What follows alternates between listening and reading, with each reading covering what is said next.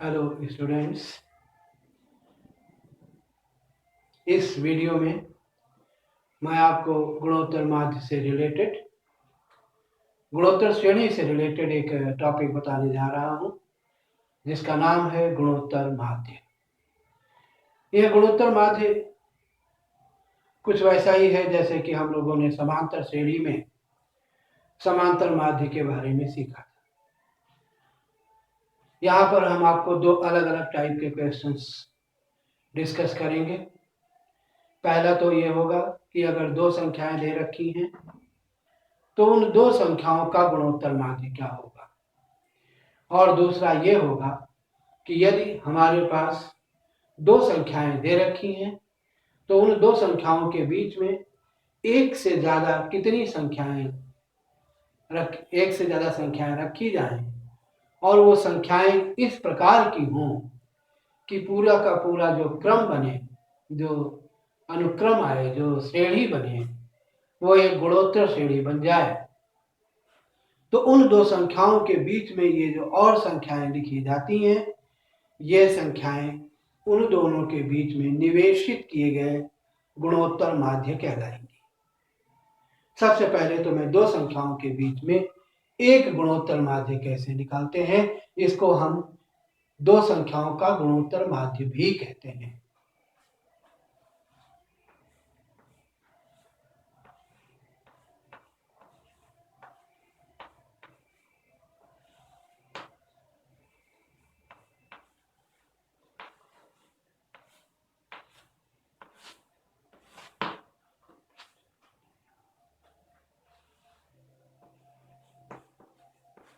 माना ए और बी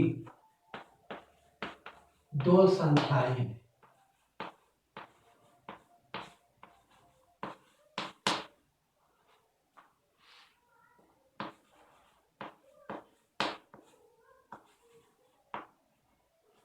इनका गुणोत्तर माध्य को अब आगे से हम ऐसे लिखेंगे। इनको अंग्रेजी में ज्योमेट्रिक मीन कहते हैं, और ज्योमेट्रिक मीन का पहला अक्षर कैपिटल जी होता है, इसलिए गुणोत्तर माध्य को हम कैपिटल जी अक्षर से प्रकट करेंगे। इनका गुणोत्तर माध्य माना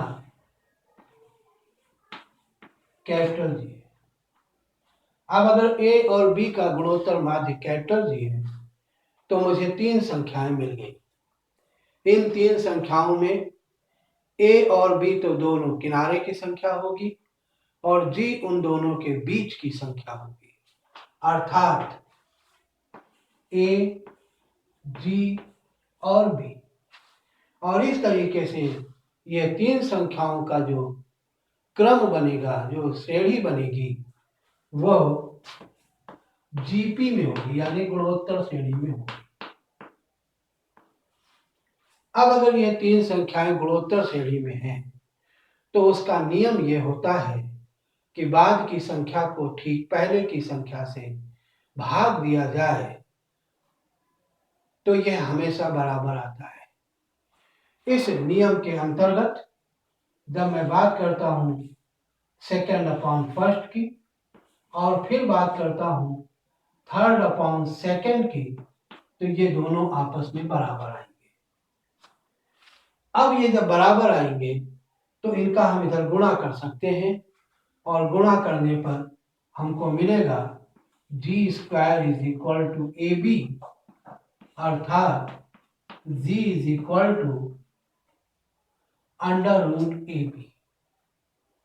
जी is equal to under root A B, यह आपकी दो संख्याओं का गुणोत्तर माध्य निकालने का सूत्र हुआ। अब अगर आपको एक से ज्यादा गुणोत्तर माध्य निकालना है तो उसका अलग नियम होता है। यह कैसे निकालते हैं, ये बात मैं आपको शॉर्ट एग्जाम्पल देकर समझाऊंगा। अभी यहां पर मैंने आपको केवल दो संख्याओं का गुणोत्तर माध्य निकालना सिखाया है और उसका सूत्र बताया है।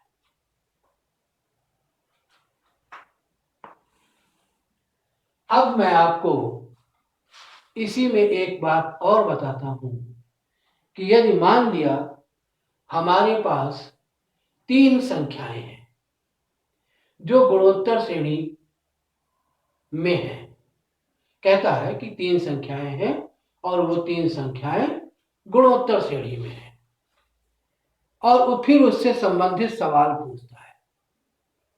इस प्रकार के सवाल आपको समांतर श्रेणी में भी पूछे गए थे, तो वैसे ही सवाल यहां पर भी है। तो यदि 3 संख्याएं गुणोत्तर श्रेणी में माननी हो, यदि 3 संख्याएं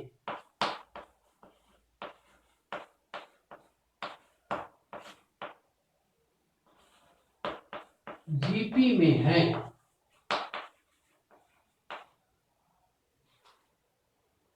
तो वे होंगी, हम इस प्रकार से मानेंगे कि पहली संख्या a/r, दूसरी a और तीसरी AR।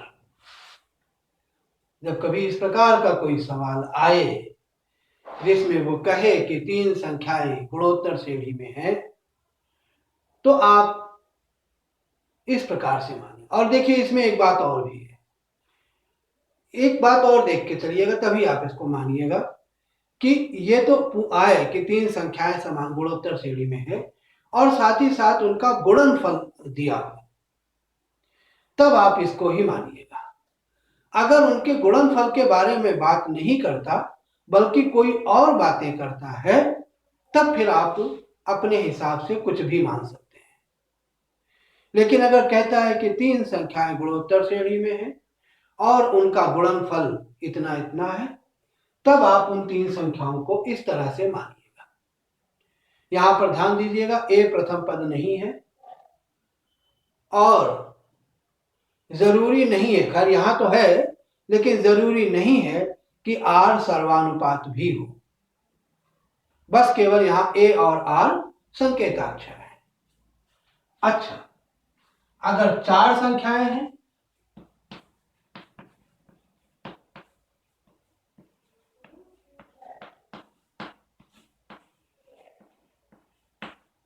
अगर 4 संख्याएं माननी हो तो आप मानिएगा A/R3, A/R, AR और AR3। अगर कोई सवाल आता है जिसमें कहता है कि 4 संख्याएं गुणोत्तर श्रेणी में हैं और उनका गुणनफल इतना है, तब आप उन 4 संख्याओं को A/R3, AR, A/R, AR और AR3 ऐसा मानिएगा। और यहां पर भी मैं आपको बता दूं कि A प्रथम पद नहीं है और R सर्वानुपात भी नहीं है। तो इस तरीके से आप इसको करेंगे और जो भी कंडीशन दी गई होगी उस कंडीशन का इस्तेमाल करके आप सबसे पहले A का मान और R का मान निकालेंगे, और वही A और R का मान जब आप यहाँ या यहाँ रखेंगे तो 3 संख्याएं या 4 संख्याएं आपको मिल जाएंगी।